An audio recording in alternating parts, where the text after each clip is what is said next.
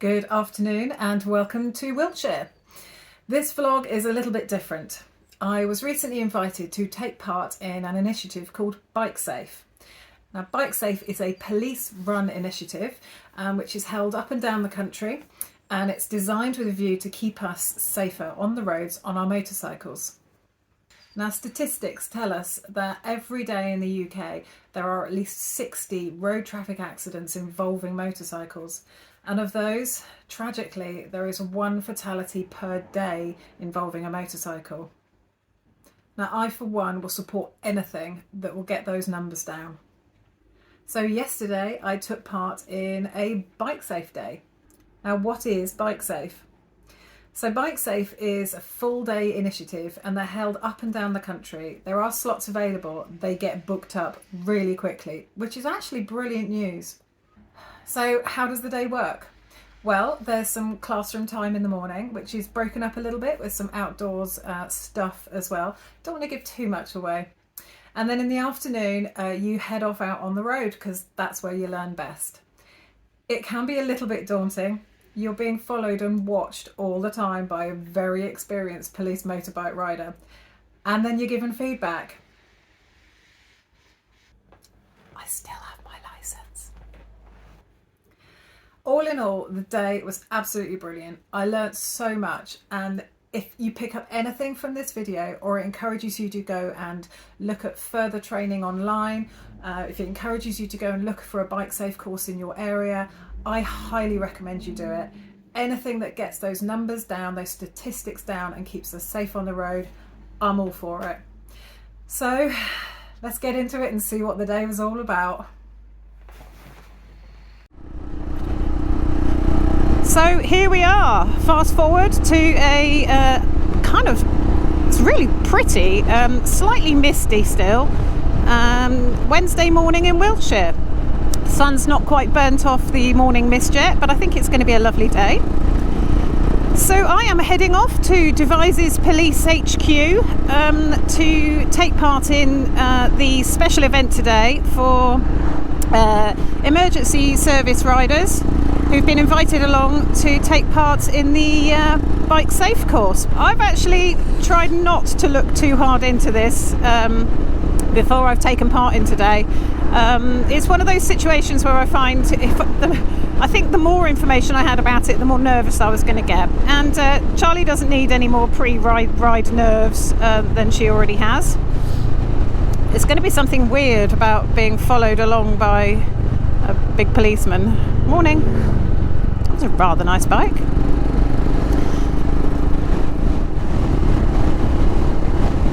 So that's it for now. Roadkill. I will catch up with you in Devizes.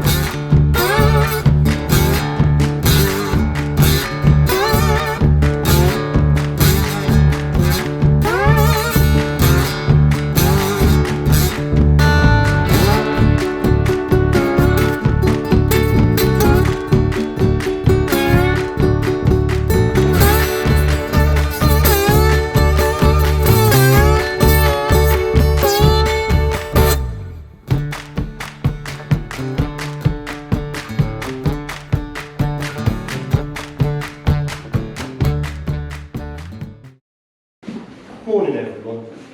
Welcome to Bikesafe. This is the first one of 2023 and this is the first emergency services based one.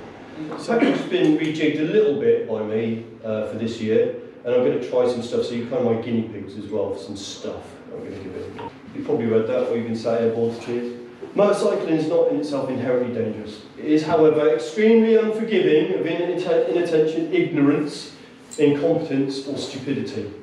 Bikesafe was introduced in about 2000, just after 2000, and Bikesafe was brought in to try and reduce try and reduce the number of, the disproportionate number of motorcycle collisions that we had on the roads nationally. We don't generally advertise. We might go to some of the bike shows and that sort of stuff. We don't need to advertise, it's word of mouth, all of it's word of mouth. And literally within a week of me publishing the dates, I was maxed out for this year. There's a recognition that bikers come unstuck in particular areas of our world. And those areas weren't just picked out of fresh air, it's based on some collision statistics that we do on one of these forms. And the difference between good riders, in my opinion, and the not so good riders are, you get these clues, but you don't do anything about it. The good riders are the ones that get these little clues. They haven't quite put the jigsaw together as yet, but they just ease off. They cover their brake, they take a different position, they switch on a little bit.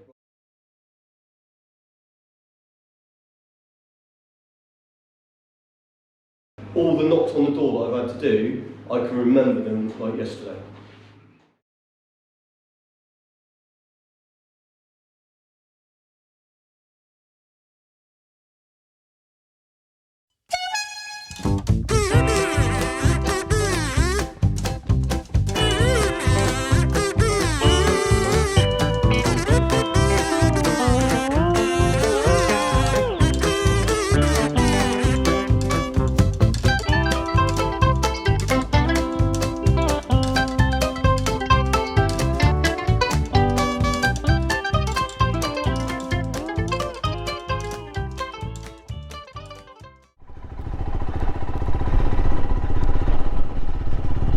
So, we are leaving on our first little ride out.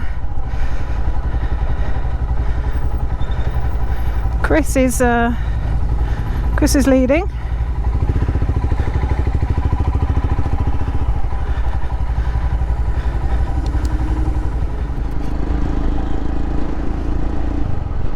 So we're heading out to a cafe where we're going to have a little refresher before it's my turn to lead, so that's going to be fun.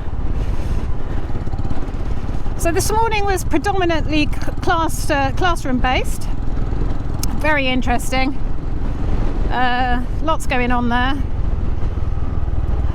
You are not expected to retain all the information. There is a lot of information that's given. So now it's kind of like an observed ride, which is a little bit like you would do on your Part 2, your Mod 2, on your bike test. But obviously this is not a pass or a fail. This is kind of encouragement to see how you're doing, give you hints and tips and all the rest of it.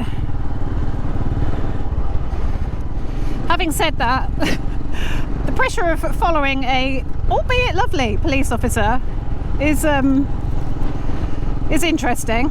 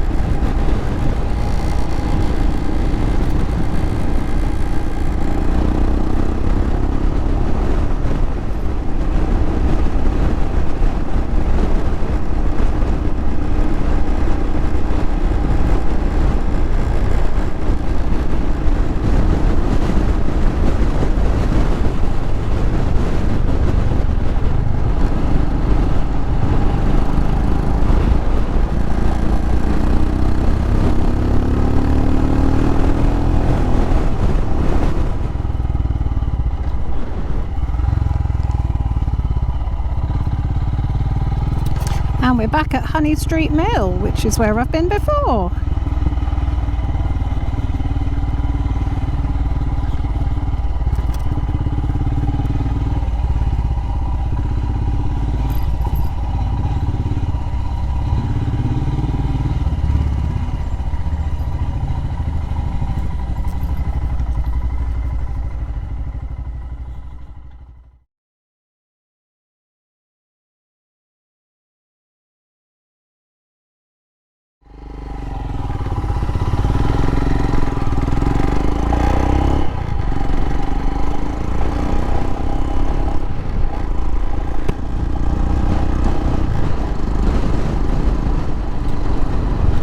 Oh, sake.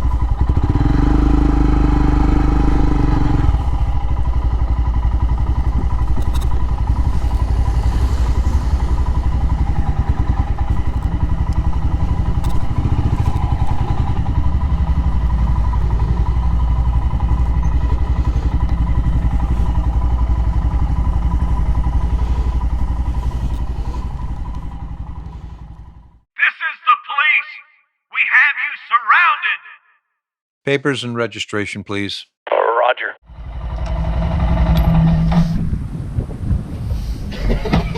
I'll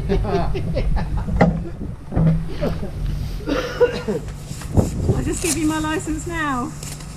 What are you on about? There's some tricky old roads as well. Spot on. That wasn't an easy road, so I think it went really well. Everybody beats themselves up. My God. How was that for you? I don't know. You tell me. Everybody beats themselves up. I thought it was awesome. You were chimping on about, oh, it's going to be really slow and all. It's absolutely appropriate for road and weather conditions. No problems at all. Honestly, I'd say, for me, no expert, I thought you made really good progress.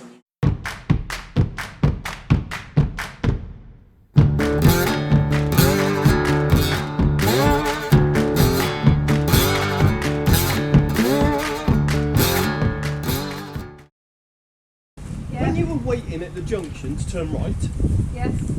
towards Pusey, And there was the oncoming traffic. we had loads of oncoming Yeah. traffic. While you were sat there, what were you thinking? I'm not really thinking anything. I was thinking, is it clear where I'm going? Ace. Because I don't know this road. So what's actually round that turning? What's coming down from the hill behind me, and how close is traffic coming up behind me, basically. You've hit the nail on the head to that junction. But the road surface is loads of gravel and crap. Yeah, that's what I was trying to pick up on. Yeah. When you were sat there, were you thinking, where am I going to go? That's when you look at the road surface and go, I don't want to ride on that. Yeah. Which is why I turned quite slowly, because I was thinking... Spot on, it's rubbish road surface there. And obviously you're turning, you're accelerating, all the elements that your tyres are trying to keep you in touch with the planet are being compromised because of a loose surface. So yeah, we carry on down the road. We talk about gaining and maintaining a view. So we can position ourselves to gain a view. As soon as you've got that view, try and maintain it as best you can. And an example of that was, we're coming down, we had the van with its doors open. Yeah. Is there anything that went through your mind with the van with the doors open after our cup of coffee that we had? Well, anyone running out in front of it? Yeah, builders, doors swinging, oh, it's windy today. Absolutely. So that literally, I'm laughing in my helmet thinking, we've literally just spoken about this, and my brain is now going, what if that door swings open? What if the apprentice comes out with an 8x4 sheet of plyboard and zings across in front of me? All these things sort of go, you've got to think about what you can see, what you can't see, what can reasonably be expected to happen. The good thing about your bike is the exhaust pipe. I can hear when you're on it. So I'm like, hey, this makes my life really easy. So what happened was, you tended to be like a second or two. Like you already started to roll in, and then I can hear you going, and you're on on the way it. out. No, just as you start to roll in, Okay. you're actually starting to roll in, and then you're on the gas. Right. If you can get everything set up and then get on the gas and then roll in, the bike will feel a lot tighter. Because what's happening is your tyre grips can only afford you a certain amount of grip, and that has to be balanced between accelerating, braking and steering forces. If you can get it all settled and set up before you start to roll in, you won't be sort of pitching the bike. Okay. So really nice when we came to the crossroads. It's like a little bit of we came out of a 30, nice restraint. You didn't get on it as soon as you saw the Nationals and get off like a long dog. Then you come up. There's like an up over the hill, the Woodbridge I think it is, and then there's a crossroads. You didn't accelerate into that danger, which is brilliant, because you never know what's going on there. It could be anything. Then we came up to the mini roundabout, 188 of the highway code. This is the police! We have you surrounded! Avoid paint. Yeah, you've got to go roundabout. Stop in the name really, isn't it? Roundabout. If you can avoid white paint, avoid it like a flipping plague. When it gets damp, it's a stinker. Overbanding is a stinker. Then we come underneath the railway track to be met by double-decker bus. What happened there? What happened? I saw it and stopped. You weren't going so fast that you couldn't. No. Did it ever go through your mind or squeeze through that gap? No. Brilliant. Not in the slightest. Spot on. You don't squeeze the gap. Because if something goes bendy with that bus, you're flipping meat in a sandwich. That bridge has been there for flipping generations. That bus is a lot bigger and harder than you are. Yeah. And it's small consequence when you're the one pinned and both your legs are broken. And then we come up to the single-decker bus. Talk me through that. So I saw it, and I was like, okay, I'm going to go What's round this say it. of the indication? Coming out, going in? Right, No. well, his, Yeah. he was indicating in. He was like stationary, and he was there. So like, okay, so if he stopped, I can go round him. Just watching out the children running across the front. Yeah, okay. Like, it's clear. Yeah, he's there. There's nothing coming. So I went to go, and then I think something came the other way, didn't it? Wipe your cup of things. Yeah, something like, I'm not going to put through that yet, so I'm going to stop and cancel my move and then go again in a minute. But in that time, I'd come up too far behind the bus Yeah. because I was still moving. And yeah. The reason was because you presented to the offside to go past the bus. Yeah. You lost the vis on the near side junction on the far side. Is that where the van came from? That's where it came from. It came from the near side. Of course, then you started to get drawn into the stationary bus for him to present, and you're like, ooh, okay, I'm not going to squeeze the gap, I'm going to hold here. And then it's a bit like, well, I can't paddle backwards now, so I'm just going to have to sort of take a chance and go where I am, hopefully without kids running out the front or whatever. So it's just one of those things, just sort of leave yourself a bit of a gap, let everything unravel in front of you, and then just...